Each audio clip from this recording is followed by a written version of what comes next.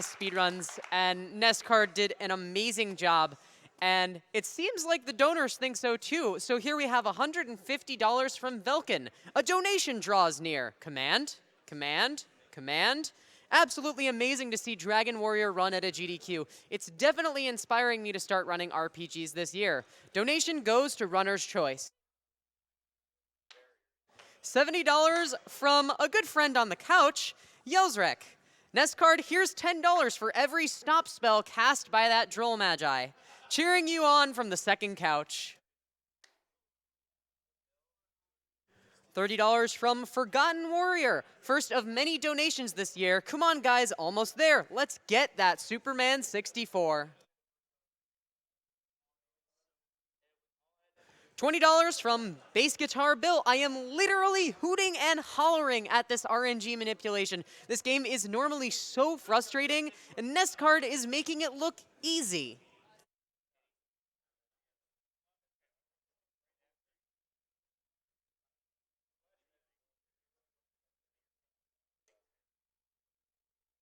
$50 from Cetra Blues. Had to donate during Ness Cardinality's run of Dragon Warrior. His randomizers are always such a joy to watch, and I'm hyped to finally see him show off his run at AGDQ.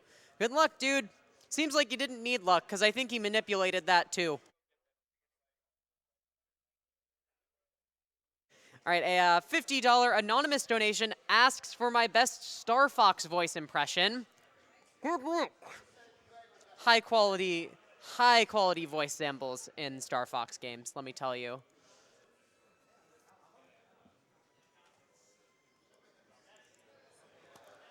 We have $100 from Proton John.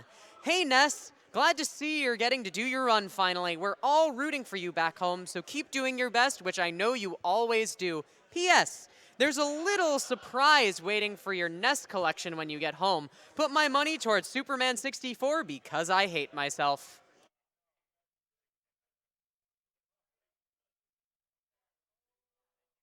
$150 from Elizabeth M. I lost my mother to cancer 6 months ago. She was only 60 years old. Here's to hoping less families have to cope with the early loss of loved ones.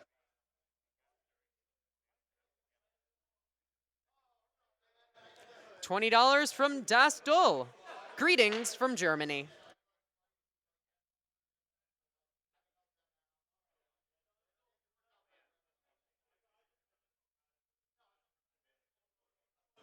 $40 from Kamari.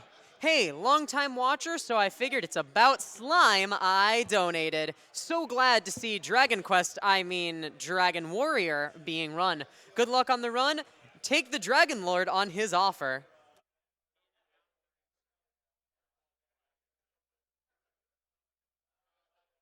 And an anonymous $30 donation reads, that was freaking bonkers. If TMR is the god of Battletoads, then Ness Cardinality is the god of Dragon Quest. Just incredible. I agree, Anonymous. I absolutely agree. This NES block has been so incredible from start to finish. Been watching all day, and it's been amazing.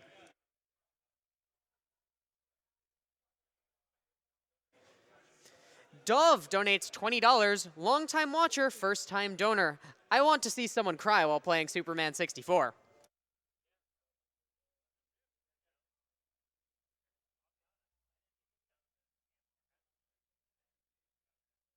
All right, ladies and gentlemen, the Superman 64 incentive just passed $25,000. Literally, it is sitting at $25,001.87. We are almost there. This is the home stretch for this incentive, and trust me, if there has ever been a speedrun you wanted to see, it's Superman 64.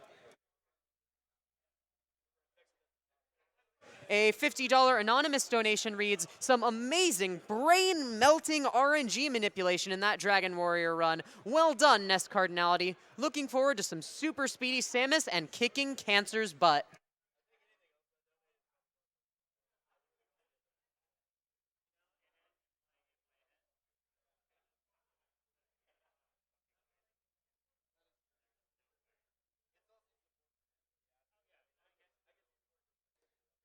$20 from Erica27. Good evening from Sweden. Both my grandmother and my grandfather passed away in cancer, so this one is for them. Let's beat cancer once and for all, and of course, good luck to the runners.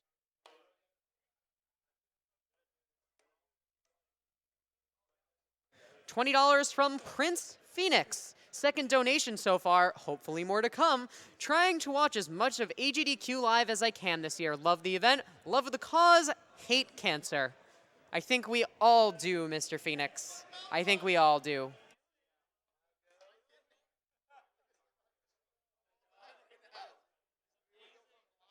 $20 from Peltos. Hey, AGDQ. First time donator, and I should have done so sooner. It is a wonderful thing you guys are doing here. Keep it up.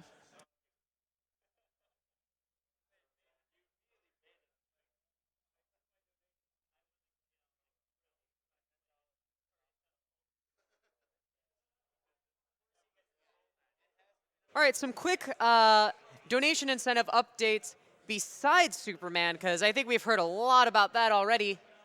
The Metroid suit choice incentive has been decided. We will be no-suiting the run. Superman 64 is still slowly creeping up. For our EnviroBear 2000 Choose the 5th Runner incentive, Brosentia is $280 above the next closest competitor, Author Blues. So if you have strong opinions about awful Games Block personalities, now would be the time to use your wallet to prove it. The Sylvan Tale incentive did get met, so when we get there, we will be playing in English. All right, ladies and gentlemen, it looks like it is time for us to continue our NES block with metroidmcfly running Metroid all bosses warpless. metroidmcfly, take it away. All right, great. So, thank you. You got this, McFly. My man. Hi, thanks everybody. I believe we said the no suit was the incentive. No suit. I'm going to go ahead and punch in this password right here that all it really does is a cosmetic change to give us the sprite that is usually used after you beat the game. You can do an additional playthrough with this sprite. You may have already seen it from Justin Bailey, which is pretty popular. But that's really all this does. This will give us a unique sprite. Yeah, it has absolutely no effect on gameplay whatsoever. Right. So just before I press start here, I'll introduce the members of the couch today. We got Bad Breaks, Dragon Darch, we got Blecky, and of course Dexter all the way on the right there. So, but with that, I'll go ahead and do a countdown. 3, 2, 1, go. All right. There's so much to know about Metroid, so much to see, so much to do. Right off the bat, as per usual, we'll get the Marumari or Morph Ball. But unlike a standard playthrough, we're not going to just kind of go through the rest of Brinstar. We're going to immediately jump into a door glitch. Now, the way this works is McFly is going to open the door from whence he came, and you'll see that he kind of gets himself stuck in it. And then just by repeatedly morphing and unmorphing in a particular pattern, he's just going to go up off the screen, off to his home planet, and he's back. So just like that, he gets to skip the entire bombs, and we're going straight off to Kraid. Now he does that trick by you can do it either by hitting down and then up immediately, or you can do it by down and A. Both work just as fine. The problem is if he doesn't unmorph quick enough, he will be stuck in the wall, and that's effectively a soft lock. Yeah. And there's a lot of these in this route, so it's actually pretty dangerous. Yeah, especially in the beginning. And this one is kind of unique in that you're not only going down to the next screen, you're actually so the game thinks he's in the screen below him right now, but it's actually when he tries to go in the door he's about to go into, it's putting him into the door that's on the next screen to the right. But the way that works out is that he still comes out that door you just saw him, and it just is a crazy thing. Metroid's crazy. It's because the screen wraps infinitely if you from left to right, and what happened there is when he went left, he actually touched the screen transition on the right side of the screen, so it thought he was in the right door and it pushed him to the right. Yep.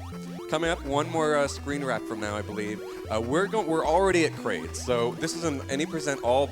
This is a all bosses deathless run, and we're already gonna see the first boss Kraid here, and it's one of the more tense moments. So the idea behind Kraid is that Kraid's second spike in his chest actually blocks the shots at kind of your normal height. So what McFly is going to do is he's going to morph and unmorph repeatedly. That's going to get him just a little bit of extra height so that he can spam shots. Oh, no. Okay.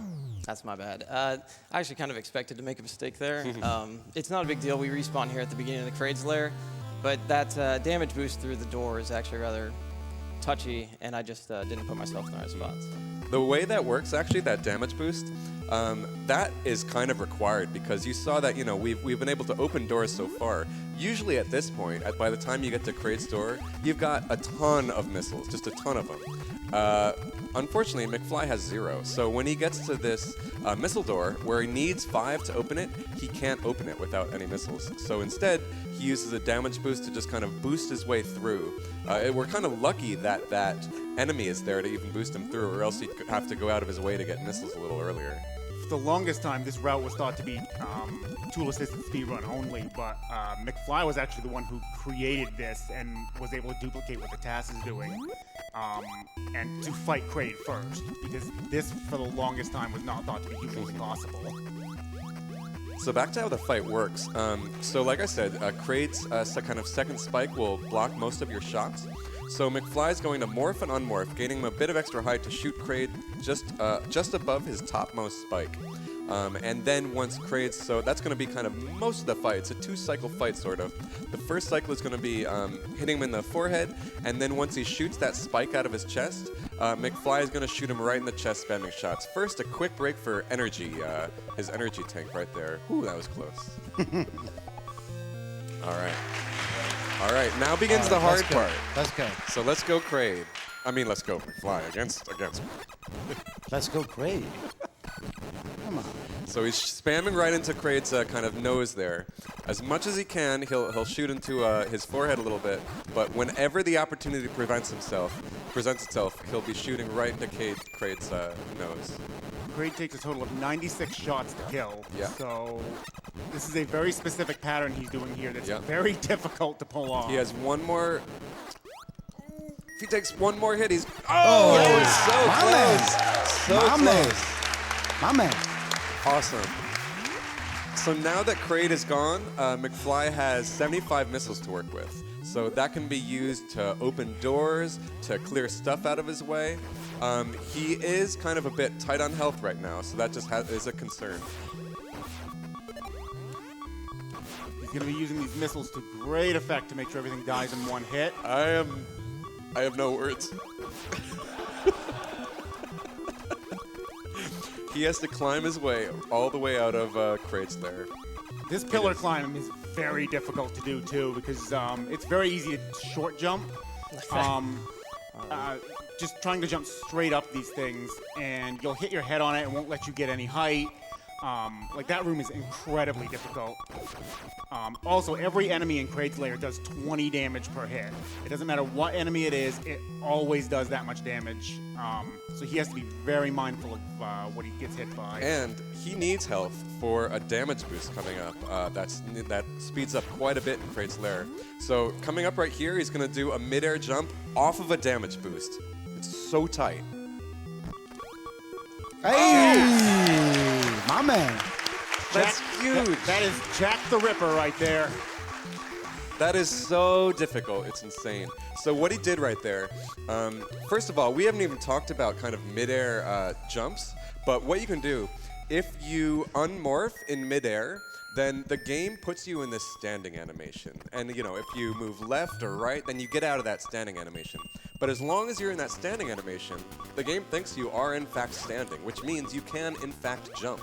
So you can just kind of jump out of that. But not only does he have to do that in a very, very particular way, he also has to damage boost off that Ripper in a very particular way. It's unbelievably difficult, so big Yeah, ups to and him. another thing I'd note here is you might have seen me pause just briefly there on one of the platforms. There's a lot of enemy manipulation in these areas, so in that example, like there's a Ripper that's going left and right, and I wanted to make sure that he was moving to the left, so that here in this room, those Rippers will start moving to the left again, and they kind of get out of our way. So there's a lot of that kind of stuff here where you may see enemies that we wait to move a certain direction, or possibly we kill that enemy or leave them alive.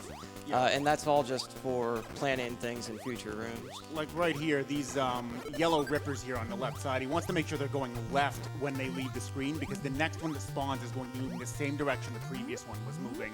And if it's moving to the right, it's a very tight jump to get over without tanking a hit.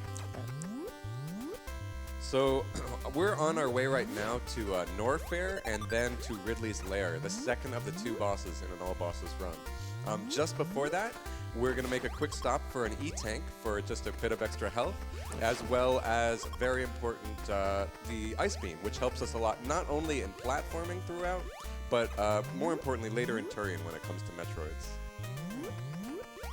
He's also going to be performing another screen wrap after he picks up Ice Beam. It's going to take him straight to the elevator to Norfair, which is much faster than going the long way around it. It's pretty convenient how that lines up like that. You guys will see it pretty clearly, but it's pretty awesome. So yeah, under him right now is actually the Ice Beam, but just before that, it's just like right in the next room, we have an E-Tank just waiting for us saying, please pick me up and heal yourself. Yeah, it's right on the path. So Yeah. it only takes about 30 seconds to grab this E-Tank. Usually if you were going for like a world record run or anything, you would skip this E-Tank, since that obviously would save you time, but it'll be very beneficial to us just for safety. Yeah, because keep in mind, I mean, he's not getting the Varia, which is useful for kind of soaking up a lot of hits, for taking up a lot of, reducing a lot of damage. Yeah, Varia cuts all damage in half, and all enemies in Turian do 30 damage per hit, excluding the Metroids, which do just a lot of damage for however long they're latched onto you. I love these rooms in classic Metroid games. You come upon them for when the first time you're playing, and you just know, I'm about to get something super sweet. Yeah. Those little guys that spawn in that room can really be a pain sometimes too. They don't have a specific spawn or anything, so they can appear in the door. They can hit you a few times when you're coming through the door, actually, which is something that happens quite a bit in this game. You can be hit up to twice just coming out of that door. Once in the door and then another time coming out of it through no fault of your own. So just as Dragon Dart said, normally you'd have to actually come out the way we came and spiral all the way around, but just fortunately, thank you Metroid designers, after a quick screen wrap, then we find ourselves... we find ourselves at the elevator to Norfair. Yeah. After a couple screen wraps and a terrifying scare. That one... That one is very easy to soft lock in, and I thought I had, so... There's a thing you can do in this game called up A, which is you pause the first player controller and then you can hit up and A on the second player controller to reset where you're at. And unfortunately, I didn't bring a second controller up here with me, and I wouldn't be able to do that if I soft locked there, so I was like panicking pretty hard. Oh well. Well, I do have a second controller in my Do you backpack. have one? Oh, Thank you, just thank in you. case. Just in case. Hopefully we don't need it. We have one more screen wrap coming up, and that's going to be pretty much it for that. So. Thankfully, this last one is not quite as dangerous as the ones he's been doing. Norfair is pretty straightforward. I love this theme, of course. Oh, this but it's music. pretty straightforward with some screen wraps here and there. So I guess we can talk a bit about more what this category means exactly, because in case you guys didn't see underneath the screen, we've got, this is all bosses deathless. Kind of, you might also call it all bosses warpless, but just to kind of avoid any confusion, it's better to just kind of think of it as all bosses deathless. And that does mean killing Kraid and Ridley, but there's also categories like any percent or any percent deathless. And deathless, not only, the reason deathless is important is because after we killed Kraid earlier, we had to navigate all the way back through Kraid's lair and back up to Brinstar. Whereas if you just died, or if you used up and A on the second controller, it would send you back to the entrance of Kraid's lair. And that's a valid category as well, it's just a separate one. It saves a lot of time in terms of backtracking, and I mean the disadvantage of up-Aing or dying for that matter is you always respawn with only 30 energy, so it's actually still a very dangerous category, but the time savings are just too much to ignore. Now in Ridley's Lair here, everything does 24 damage per hit, and he's going to want to try and eliminate a lot of these enemies here, not just to prevent him from taking hits, but also to reduce lag. Those owls, as Kirby Master likes to call them, cause a lot of lag if you let them stay on the screen too long, along with these wasps. Hold the ball. Okay. That's fine. Believe it or not, we're not too far away from Ridley. Ridley, so, I don't know, McFly, do you want to talk a bit about what makes Ridley so special in this game? Well, I mean, do we want to spoil it or no? I guess. But Ridley's special. He's special. Yeah, he's a little bit different. I guess maybe let's talk about it afterwards. Sure, I mean, sure. if you think he's quite a threat, Yeah. maybe this is why we got that second E-Tank. Yeah. All right. It's coming up shortly. We just get this one last hallway here. A lot of fires in this room. This is one of the few rooms, though, that lag is almost beneficial because it kind of makes it a little easier to do some of this platforming, especially when trying to deal with not getting hit by any of these violas, the fire enemies there, and trying to land on a platform without going into the lava. All right, so here is Ridley. I'm not sure I can watch this. I'm going to close my eyes. You tell me when it's okay. Oops, I paused by mistake. Just thought we'd get an extra terrifying look at the guy. But yeah, Ridley in this game, if you have Ice Beam, even with this pattern of his fireballs, is really pretty easy to deal with. And that's pretty much it. Ridley has two separate fireball patterns. One where he'll fire really close, like what he had there, or one where he fires them really far. And if you get the far pattern, he is literally not even remotely a threat because you can just stand next to him and his fireballs will never hit you. Right. Quite a bit different from other Metroid games. So the important thing to keep in mind here, I think, is that, so what does he have? He has 2 energy tanks, the Morph Ball, the Ice Beam, and the missiles. So that means he's left out the Varia, the High Jump, the Bombs, he never touched the Wave Beam, the Screw Attack. So he skipped a lot of stuff. And long beam. And Long Yeah, Beam, Long Beam. Yeah, very important. Yeah. So it's like you'd think in Metroidvanias are normally like you would need to collect as much as possible, especially something like the high jump or something like the bombs that just help you to get places. But nope, not in this game. Not even for the very first Metroid game ever. So this is the kind of example where something like, up an A or dying would save time, but this is deathless, so not allowed. Yes, very traditional way to play. I mean, it's very similar to other Metroid games you may see where death wouldn't benefit you.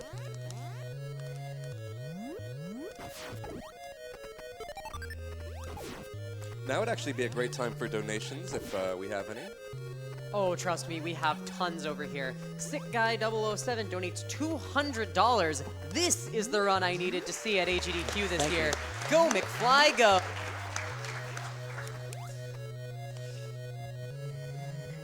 $60 from The Fam. Hey, Metroid McFly, it's The Fam back home. Good luck on this Metroid run from all of us. Thank you. It's very generous of you, fam. $200 from the wonderful E-Bloody Candy. This nest block has been amazing so far. Had to donate during this block and during Proto as a host. Good luck to the runners, and this goes towards Superman 64. It has to happen for Awful Block. $500 from Daniel Collin. Oh, wow. Rooting for my guy, Amen. Metroid McFly. Good luck on the run, and a big shout out to the Metroid community. Donation goes to McFly's Choice. Thank you very much, Daniel. It's very generous. Now we still got a bit of backtracking to do. We need to get back to the beginning of Norfair. That brings us to Brinstar. Then we got to travel to Turian. And in the meantime, there's all sorts of obviously optimizations you can do. That was actually you're not supposed to be able to jump through that. That was a morph and an unmorph to get through it. I love that little touch. You wouldn't even think it, but Right, you can actually clip through any platform in this game as long as there's two blocks of space above it for Samus to fit through. and it's only one block thick. Correct, yep. What it is, he morphs and then hits up to unmorph and jumps on the same frame that he unmorphs, and it'll allow him to just go. The unmorph gets him just enough height that he can jump straight through the block as long as he's frame perfect on those inputs. So as we get closer to Turian, he's actually keeping in mind that he needs 93 missiles total to entering Turian. And I mean, he doesn't need it. He can farm them off Metroids, and most likely he will do that.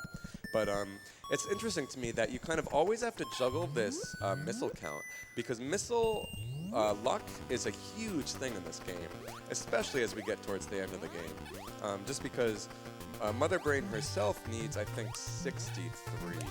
73. Oh, 73. Yeah, 73. Thank you.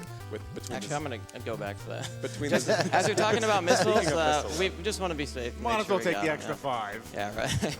between Zebatites and then the Mother Brain casing herself, Mother Brain herself, it needs 73, right? You said. Yes, it is 8 per Zebbatite, provided they don't regenerate any health. Zebatites regenerate health, I believe it's after a half second of not taking any damage. If done correctly, it'll take 8 missiles per Zebbatite, and then Mother Brain requires 1 to open the tank, and then 32 to actually kill her. So between these two, between the 2 large missile upgrades he got from the bosses, plus the 5 he got, he has a cap of 155 right now. So he just has to keep that missile count in mind. And especially as he approaches Turian, he could think, well, I could spare 1 or 2 here to like defeat an enemy quicker, like that instead of several ice beam shots. There are a lot of different farming options you have. I mean, there are those, I forget their names, the Geemers? Geemers. Yeah. Geemers. Coming out of these pipes, but they only drop, small missile packs when you kill them, if they even drop anything at all. Whereas Metroids drop 30 at a time, if they drop any. There are, of course, Metroids require missiles in order to kill those. So you gotta make missiles to get missiles, or as the old adage goes. Right. I should apologize to Aaron out in the crowd. I know he really wants to see this bridge skip that we normally do in any %, but not today, man. All right. Bridge script is incredibly dangerous if you don't have bombs. Because if he doesn't get it just right, he is stuck in that pit and he will die from it. Yeah, so like Lucky was talking about with missile luck, I mean, really it's not within our control, but what I'm going to do is I'm going to try to just make sure we get a good amount of missiles right here. We have a big capacity of 155 now, so we're going to go ahead and just make sure we stock up in this room. That way, just in case we have the worst luck ever, we'll still be okay. I won't actually have to kill any Metroids, ideally, after this room, as long as I have enough health. I might kill 1 or 2 for health, but like even here, let's just go ahead and get 1 more pack. Although I'm kind of scared of that guy. That's not where I wanted to put him. So yeah, that could have been pretty bad. So normally to get out of if you get grabbed by a Metroid, you need bombs. He doesn't have those. So Yeah, no bombs. Getting grabbed by a Metroid is very, very... This is not how I want to be doing this. Okay. You know what? I think that's fine. That guy came out of nowhere, man. All right. And he will, of course, have more chances as he kills Metroids. That's a nice little trick, by the way, just to not take damage while you're going through that door. A lot of people think that you have to take damage in that door because the Rinkos fly right through it, but you can actually position yourself and morph right through it to where you'll go right in between them. You have to be high enough for that to work, though. If you're too close to the ground, it's still possible that they'll miss you, depending on how fast the initial ones move. But it's definitely not guaranteed. So in my mind, not to pressure him or anything, but McFly's real specialty is the Mother Brain, the last kind of hallway with Mother Brain and everything. I just can't wait for you guys to see it. It's such a treat.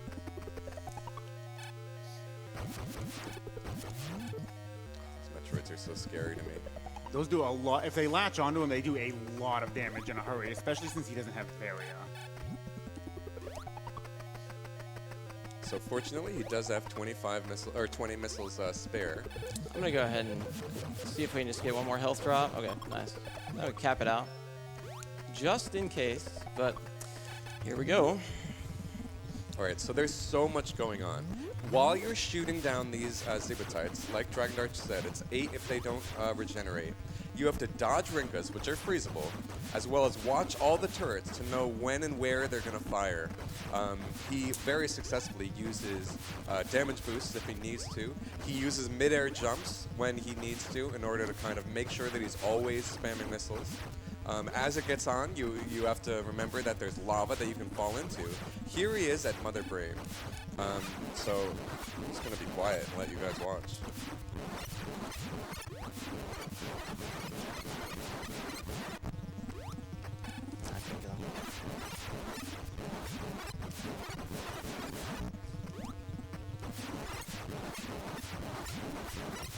Oh, That's how it's done. my man. That's That absolutely is, how my that it's man. was a very good Mother Brain room. Crazy. Now we just have like, now we just have a minute and a half. Do you Come think on. you can do it in a minute and a half? Come on. Yeah. I don't know, man. Might not make it. Might not make it. You know, this is a ROM hack now where it's 3 times as long.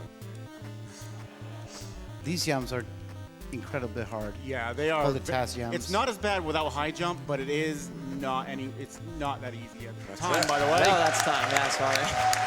My man. Yeah. Oh, dude. I missed it. I missed it, man. Let's get another one. We'll miss this one too. Sorry, I'm incredibly nervous, man. So, but that went That very went well. So. extremely well. Yeah. What was the time, by the way? 22:49. Is that what it was? Yeah, I'm perfectly fine with that, especially since we missed the screen wraps to create on the first go. I'm perfectly happy with that. So still well under the estimate. But yeah, thanks for watching, guys. I hope you guys really enjoyed it. Love to play this here, and I'm just so happy to be here. So yeah. Thanks so much for the run, Yes. man. Yeah, that was incredible. Give it up for Metroid McFly, everyone, after that incredible All Bosses Warp List run. And I know y'all here in the house seem to